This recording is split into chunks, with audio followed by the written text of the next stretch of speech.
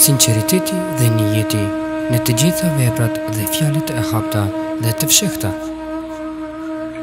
Transmetohet nga Ebu Abdullah Jabir ibn Abdullah el-Ansari radiallahu anhu që thot: në një betejë ishim me të dërguarin e Allahut sallallahu alaihi wasallam, me çrast na tha: vërtet në Medinë ka burra të cilët kanë qenë me ju, qoftë kur keni ecur në përkodra, qoftë në për lugina.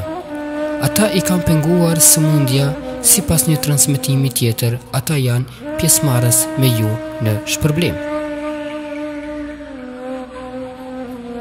Kurse sipas transmetimit të Buhariut, hadithi i transmetuar nga Enesi radiallahu anhu thot: ne u kthyem nga betejë e Tebukut me të dërguarin e Allahut sallallahu alaihi wasallam, i cili tha: vërtet ka njerëz të cilët kanë mbetur në Medinë pas neve, e të cilët janë më në kudo që të shkojmë.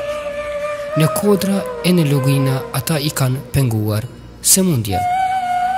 Transmetohet nga Ebu Jezid Man ibn Jezid ibn Ahnes radiallahu anhu, babai dhe gjyshi i të cilit kanë qenë ashab, të këtë thënë: babai im Jezidi i ka marrë disa dinare prej ari që të ja ndaje sadaka dhe leta një njeri në xhami.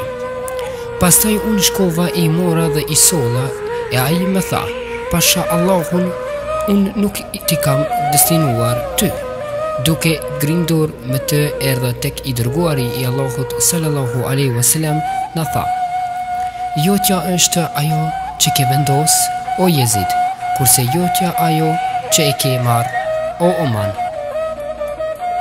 Transmetohet nga Ebu Urerja Abdurrahman ibn Sakh radiallahu anhu se i dërguari i Allahut sallallahu alaihi wasallam ka thënë: vërtet Allahu nuk shikon në trupat tuaja as në fizionomit tuaja, por shikon në zemrat tuaja. Nga Ebu Hurerja radiallahu anhu përcjell se i dërguari i Allahut sallallahu alaihi wasallam ka thënë: namazi i njeriut në xhamat është për 20 e disa shkalla më i vlefshëm se namazi i tij në shtëpinë e tij e diku tjetër. Kush merr abdes në formën më të mirë e pastaj shkon në xhami duke pasur qëllimin të vetëm faljen e namazit në xhamat dhe duke mos interesuar asgjë tjetër, por çdo hap të tij i shtohet nga një grad dhe i shlyhet nga një mekat, derisa të hyjë në xhami.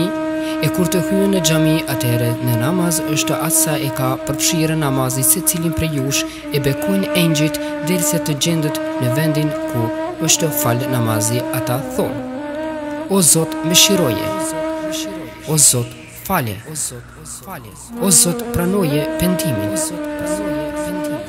Engjëjt veprojnë kështu derisa njeriu të fillojë të mundoje të tjerët ose të prish abdesin në xhami.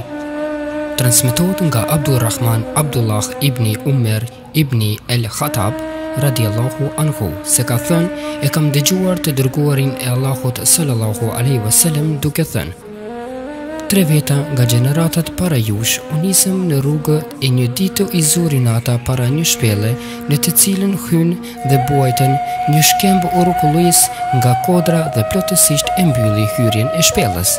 Ata thanë: shpëtimi nga ky shkemb është vetëm ta lutim Allahun e Madhërisëm që të largojë për hir të veprave tona të mira. O Zoti im, unë i kam pasur prindër pleq të thinjur dhe asnjëherë për atyre nuk ju kam dhënë të hëna e as të pinjë fëmijëve të mi e as mallit tim, shërbetorëve. Një ditë më argëtoi kërkimi i kullesës më të mirë për kopenët time e nuk ju erdha me kohë dhe ata kishin fjetur. Unë e mora qumishtin në enë dhe ju asolla, por i gjeta duke fjetur. Me erdhi keq t'i trazoj, por edhe që i ushqej familjen dhe shërbetorët, andaj kam pritur me enën në dorë dhe kam shikuar kur do të zgjohen, e kjo pritje ka zgjatur deri në agim. Fëmijët e mi aty të këmbët e mia klithin të uritur, të cilit ju kam dhënë qumsht pasi janë zgjuar prindrit dhe e kanë parë qumshtin të cilin ju kisha sjellur. O Zoti im, nëse këtë e kam bërë vetëm për ty e për askënd tjetër, atëherë na largo neve këtë shkembë nga hyrja e kësaj shpelle, në të cilën gjendemi, shkembi pak u lëviz, por jo edhe aq sa të mund të dalin.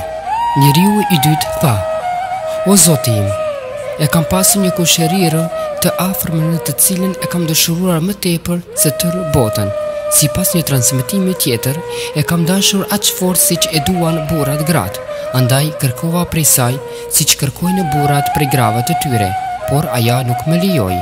Një vit brendëron të urije e kushërira e dashur më erdhi dhe unë i dhash 120 dinar monedha ari që të vetmohet vetëm ajo me mua, dhe kur ajo ashtu veproi, dhe unë u bëra pronar i saj." Sipas transmetimit tjetër, kur e përqafova ashtu siç e përqafon burri gruan e tij, ajo duke qarë me tha: "Frikësoju Allahut dhe mos më merrë virgjinitetin pa të drejtë." Atëherë u largova prej saj duke kërcyer nga akti i turpshëm dhe pse e doja më tepër se çdo kënd tjetër. E lëshova në liri duke u dhuruar të hollat e dhëna. "O Zoti im, nëse unë këtë kam bërë vetëm për të fituar kënaqësinë tënde, na e largo këtë në të cilën jemi." Shkembi përsëri edhe pak lëvizi nga hyrja e shpellës, por jo edhe asa të mund të dalin prej saj.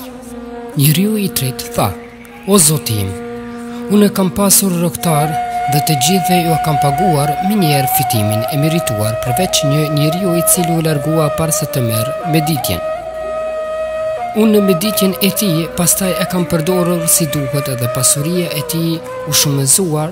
Pas një kohe, rrogtari im më erdhi e më tha: "O robi i Zotit, më jep të hollat për meditjen time të papaguar." Unë i thash: "Krejt çka sheh pasurien, delet, lopët, devet dhe robërit janë prej meditjes tënde që është shtuar." Ai tha: "O robi i Zotit, mos u tall me mua."